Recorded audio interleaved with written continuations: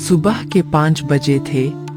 गांव बरवा में सूरज की पहली किरण अभी अभी खेतों पर पड़ी थी। कहीं बैलों की घंटियों की आवाज आ रही थी तो कहीं औरतें सिर पर मटके रखकर कुएं की तरफ जा रही थीं। गांव के आखिर में एक छोटा सा कच्चा घर था।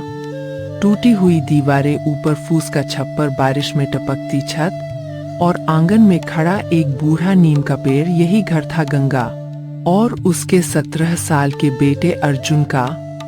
5 साल पहले अर्जुन के पिता रामदास की बीमारी से मौत हो गई थी।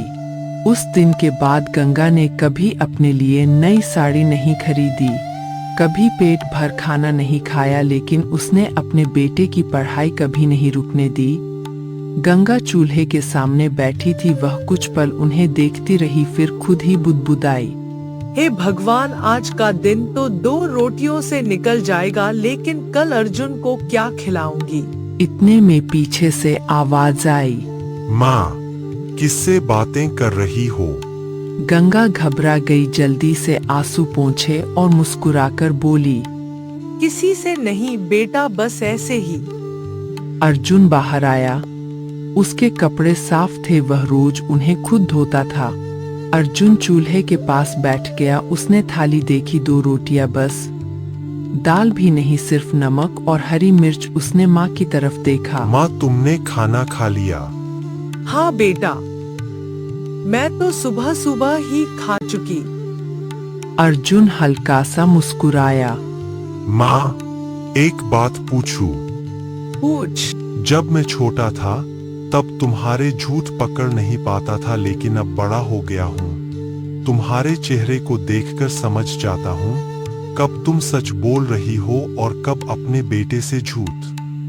गंगा चुप रही। अर्जुन ने आटे का डिब्बा उठा लिया, वह बिल्कुल खाली था।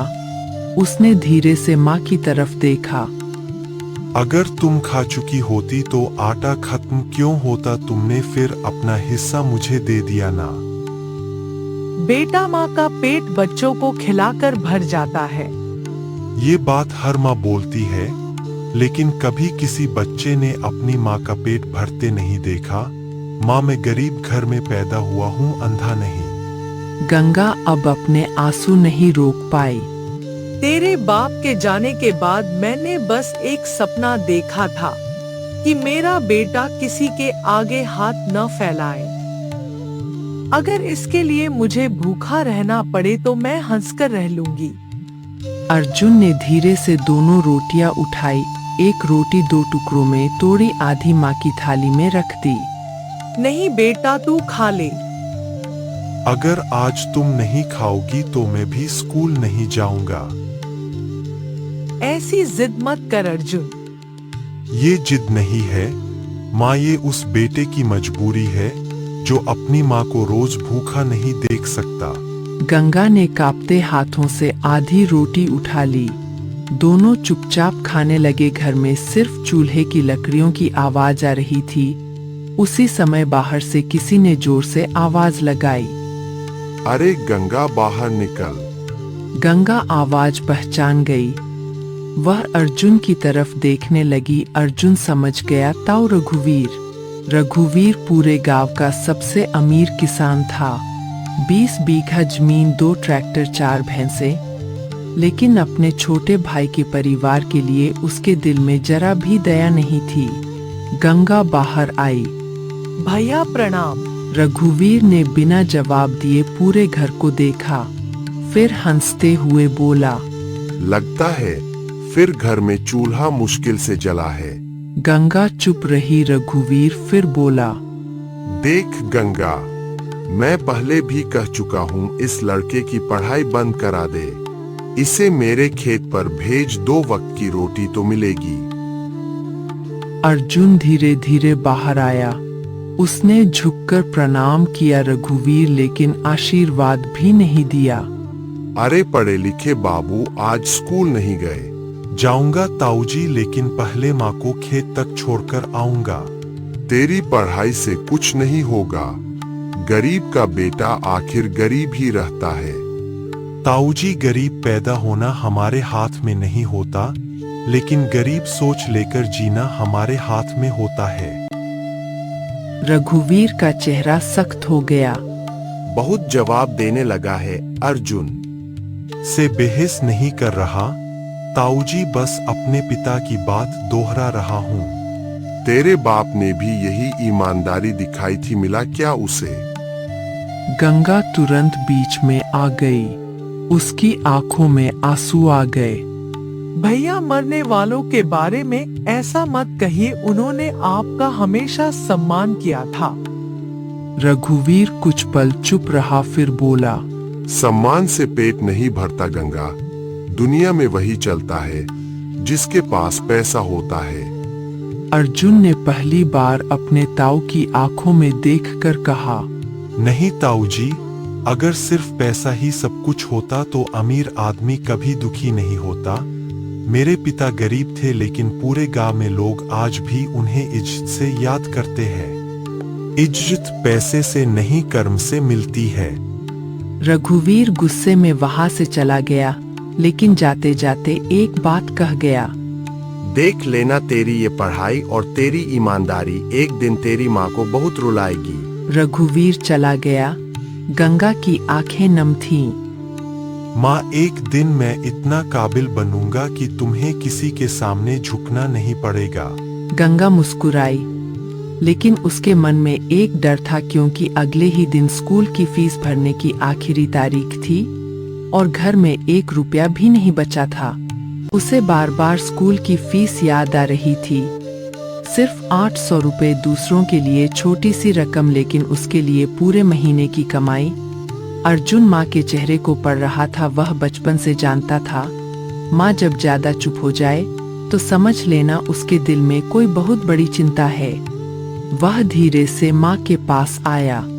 माँ, हाँ बेटा अर्जुन, एक बात पूछूं? तू कब से पूछने की इजाजत लेने लगा? अर्जुन हल्का सा मुस्कुराया, फिर गंभीर होकर बोला, तुम्हारी आंखें मुझे डरा रही है। जब पिताजी गए थे तब भी तुम्हारी आंखें ऐसी ही थीं। जब हमारी गाय बिकी थी तब भी ऐसी ही थीं, और आज फिर वैसी ही है। माँ, आखिर बात क्या है? कुछ नहीं बेटा अर्जुन। अगर दुनिया से झूठ बोलना पड़े तो बोल लेना, लेकिन अपने बेटे से मत बोलना। मैं छोटा नहीं रहा माँ, तुम्हारे चेहरे की हर लकीर पढ़ना सीख गया हूँ। गंगा की आंखों से आंसू निकल पड़े। वह पास पड़ी चारपाई पर बैठ गई। कल तेरी स्कूल की फीस जमा करने की आखिरी तारीख है अर्जुन। आज मैंने पूरे घर में देख लिया, 1 रुपया भी नहीं है। जिस से उधार लिया था सबके पैसे पहले से चढ़े हैं। अब किसी के दरवाजे पर जाने की हिम्मत नहीं बची। अर्जुन माँ के पैरों के पास बैठ गया। बस इतनी सी बात? तेरे लिए ये छोटी बात है अर्जुन। नहीं, लेकिन इसका मतलब ये नहीं कि हम हार जाए। गरीब है, बेबस नहीं। गंगा कुछ बोलती उससे पहले उसे तेज खांसी आने लगी। इतनी तेज कि अर्जुन घबरा गया। वह दौड़कर घड़े से पानी लाया। गंगा ने पानी पिया, लेकिन खांसी बंद नहीं हुई।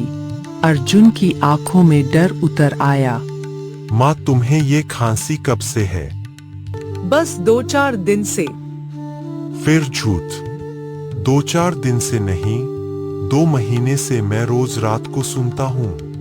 जब मैं सोने का नाटक करता हूँ तब तुम बाहर जाकर खांसती हो ताकि मेरी नींद न टूटे। मैं नहीं चाहती थी तू परेशान हो अर्जुन। और अगर तुम्हें कुछ हो गया तो मैं किसके लिए पढ़ूंगा, किसके लिए कमाऊंगा, किसे माँ कहकर बुलाऊंगा? ऐसी अशुभ बातें मत कर। अशुभ बात मैं नहीं कर रहा माँ। अशुभ काम तुम कर रही हो। तुम अपने दर्द को छिपा रही हो। तभी बाहर से दादी की आवाज आई।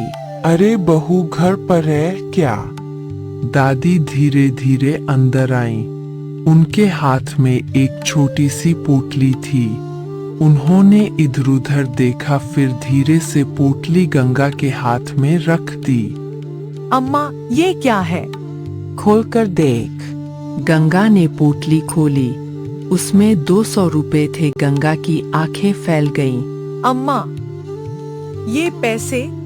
पिछले 6 महीने से अपनी बुढ़ापा पेंशन में से थोड़ा थोड़ा बचा रही थी। सोचा था जब तेरे घर बहुत मुश्किल आएगी तब दूंगी। अम्मा, मैं ये पैसे नहीं ले सकती। क्यों नहीं ले सकती? क्या मैं तेरी माँ नहीं हूँ या अर्जुन मेरा पोता नहीं है? गंगा, अम्मा, मैं नहीं चाहती कि मेरी वजह से आपको तकलीफ हो। तकलीफ तो उस दिन हुई थी बहू, जिस दिन मेरा छोटा बेटा दुनिया छोड़कर चला गया। आज अगर उसके बेटे के काम आ जाऊं तो समझूंगी भगवान ने मुझे जिंदा बेकार नहीं रखा। अर्जुन चुपचाप यह सब सुन रहा था। उसकी आंखें नम हो गई। वह दादी के पास बैठ गया। दादी, हाँ बेटा। अर्जुन, अगर मेरे पिताजी आज होते तो क्या हमारी जिंदगी भी ऐसी होती? दादी ने गहरी सांस ली। उनकी आंखें कहीं दूर चली गईं। नहीं बेटा, तेरा बाप बहुत मेहनती था लेकिन उससे भी ज्यादा बड़ा उसका दिल था। घर में चाहे कितना भी अनाज हो पहले दूसरों की मदद करता था। मैं उसे समझाती थी, बेटा थोड़ा अपने लिए भी सोच लिया कर। तो हंसकर कहता था, अम्मा जिस घर से कोई भूखा वापस न जाए उस घर पर भगवान की कृपा कभी कम नहीं होती। अर्जुन चुपचाप सुनता रहा। दादी की आवाज कांपने लगी। आज भी जब उसकी बातें याद आती है तो लगता है भगवान ने अच्छे लोगों को बहुत जल्दी बुला लिया। तभी बाहर से चाची कमला की तेज आवाज सुनाई दी। अम्मा, आप यहाँ बैठी हैं। दादी चौंक गईं। उन्होंने तुरंत गंगा के हाथ से पैसे लेकर फिर पोटली में बांध दिए। अर्जुन हैरान होकर बोला, दादी क्यों? अगर कमला ने देख लिया कि मैं तुम्हें पैसे दे रही हूँ तो पूरे घर में लड़ाई हो जाएगी। इतने में कमला अंदर आ गई। उसने चारों तरफ देखा, फिर ताने मारते हुए बोली, अच्छा तो आजकल यही पंचायत लगती है। गंगा चुप रही। कमला ने मुस्कुराकर कहा, अम्मा घर चलिए, वहाँ काम पड़ा है। यहाँ बैठकर आंसू बहाने से किसी का पेट नहीं भरता। दादी उठ गईं। जाते जाते उन्होंने चुपके से पोटली अर्जुन की जेब में डाल दी और धीरे से उसके कान में बोली, इसे संभाल कर रखना लेकिन किसी को बताना मत। अर्जुन ने सिर हिला दिया, लेकिन उसकी नजर चाची कमला पर थी। उसे ऐसा लगा जैसे कमला ने दादी की यह हरकत देख ली हो। कमला के चेहरे पर एक हल्की सी मुस्कान थी, ऐसी मुस्कान जो अर्जुन को बिल्कुल अच्छी नहीं लगी। दादी धीरे धीरे कमला के साथ चली गई। गंगा कुछ देर तक उन्हें जाते हुए देखती रही, फिर अंदर जाकर पुराने संदूक के सामने बैठ गई।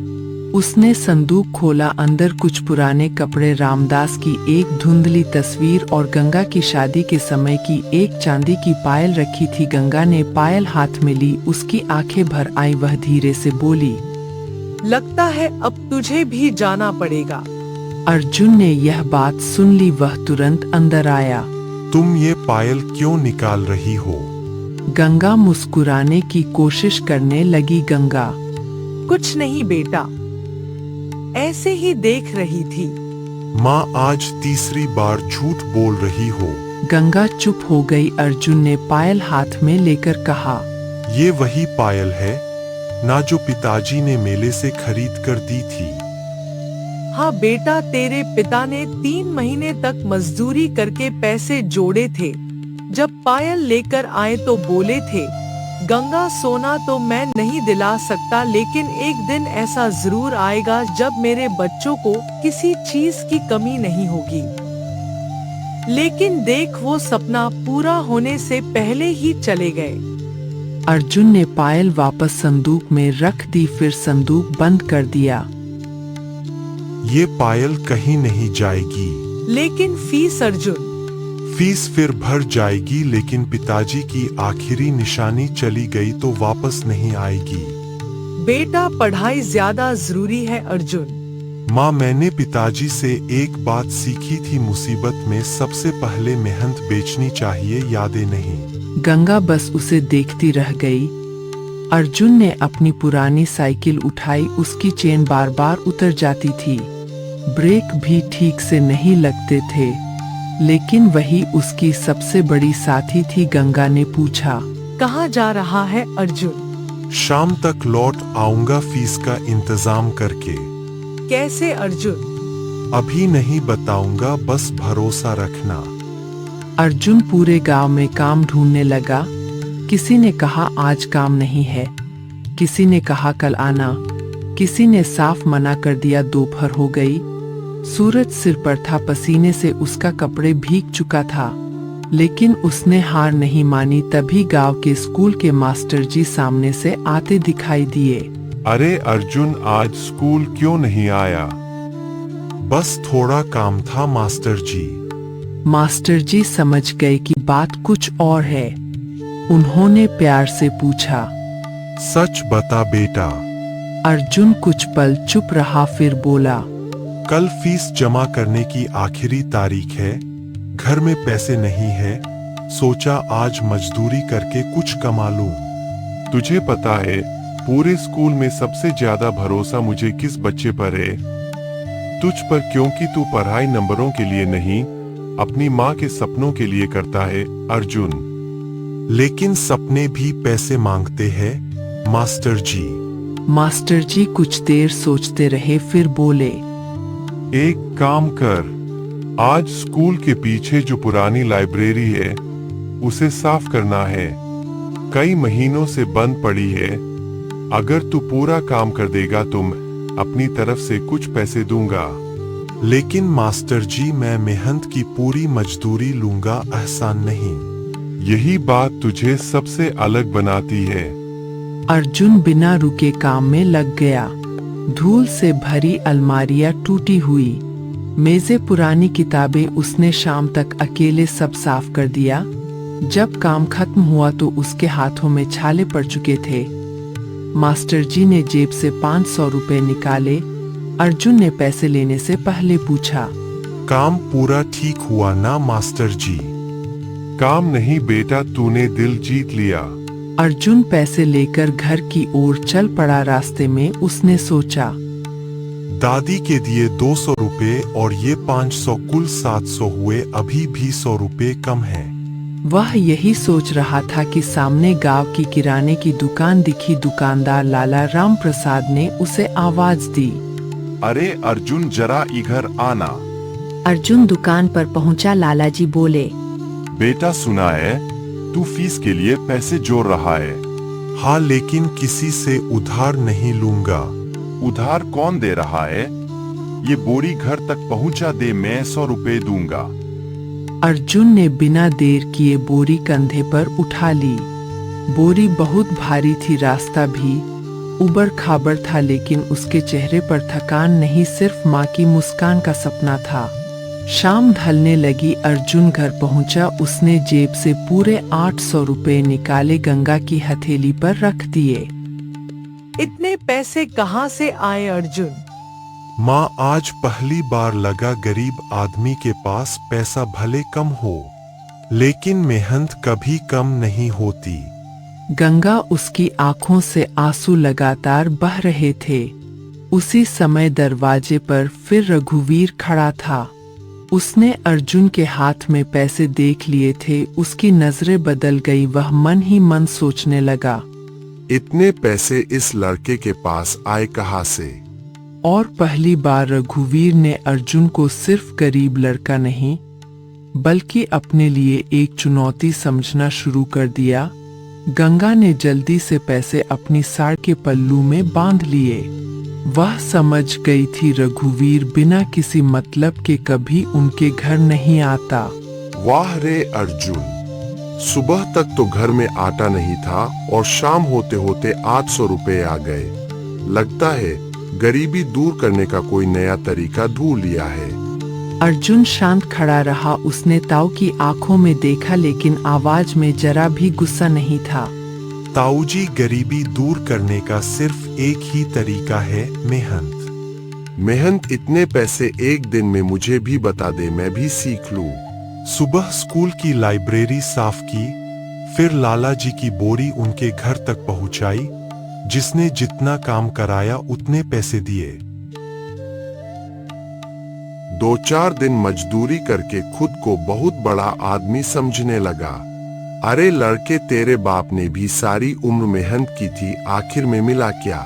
यह सुनते ही गंगा की आंखें भर आईं, लेकिन अर्जुन ने माँ की तरफ देखा। ताऊजी, आज आप बार बार पिताजी का नाम ले रहे हैं, क्या मैं एक बात पूछ सकता हूँ? पूछ अर्जुन। जब भी गांव में कोई मेरे पिताजी की बात करता है, उसकी आंखों में सम्मान दिखाई देता है, लेकिन जब भी आप उनका नाम लेते हैं, आपके चेहरे पर गुस्सा क्यों आ जाता है? रघुवीर कुछ पल चुप रहा, फिर बोला, क्योंकि तेरा बाप बेवकूफ था, दूसरों के लिए जीता रहा, अपने परिवार के लिए कुछ नहीं कर पाया। अर्जुन मुस्कुराया। उसकी मुस्कान में दर्द था, लेकिन अभिमान भी था।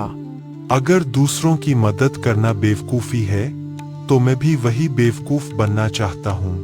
क्योंकि मेरे पिता गरीब जरूर थे, लेकिन किसी गरीब को खाली हाथ वापस नहीं भेजते थे। आज भी गांव के बुजुर्ग उन्हें दुआ देते हैं। पैसा शायद उनके पास कम था, लेकिन इज्जत बहुत थी। रघुवीर का चेहरा लाल हो गया। उसी समय पास वाले घर से श्यामलाल काका आ गए। वह गांव के सबसे बुजुर्ग लोगों में से एक थे। उन्होंने पूरी बात सुन ली थी। रघुवीर, एक बात कहूं? कहो काका। आज इस लड़के को देखकर मुझे उसका बाप याद आ गया। एक बार मेरे घर में अनाज खत्म हो गया था, मैं किसी से कह भी नहीं पा रहा था। रात के अंधेरे में रामदास चुपचाप एक बोरी गेहूं रख गया। अगले दिन जब मैंने धन्यवाद कहा तो हंसकर बोला, काका, अगर पड़ोसी भूखा सो जाए तो भगवान हमारे घर की रोटी भी स्वीकार नहीं करते। बेटा, तेरा बाप गरीब नहीं था, उसका दिल बहुत अमीर था। गंगा रोने लगी। अर्जुन की आंखें भी भर आईं, लेकिन रघुवीर का चेहरा और सख्त हो गया। बस करो, ये तारीफ से खेत नहीं चलते, दुआओं से घर नहीं बनते। आज मेरे पास जमीन है, ट्रैक्टर है, भैंसे है। क्यों? क्योंकि मैंने भावनाओं से नहीं, दिमाग से काम लिया। ताऊजी, दिमाग बहुत जरूरी है, लेकिन अगर दिमाग के साथ इंसानियत न हो तो आदमी अमीर जरूर बन सकता है, बड़ा इंसान नहीं। यह सुनकर वहां खड़े गांव वाले एक दूसरे का मुंह देखने लगे। किसी ने धीरे से कहा, रामदास का लड़का बिल्कुल उसी जैसा निकला। रघुवीर बिना कुछ बोले वहां से चला गया, लेकिन उसके मन में अब गुस्से से भी बड़ा डर पैदा हो चुका था। उसे लगने लगा था अगर अर्जुन पढ़ लिख गया तो पूरे गांव में उसकी इज्जत उससे भी ज्यादा हो जाएगी, और यह बात वह किसी भी कीमत पर नहीं चाहता था। लेकिन समय हमेशा एक जैसा नहीं रहता। कुछ ही दिनों बाद पूरे गांव में बोर्ड परीक्षा का परिणाम आया। अर्जुन ने पूरे ब्लॉक में पहला स्थान प्राप्त किया।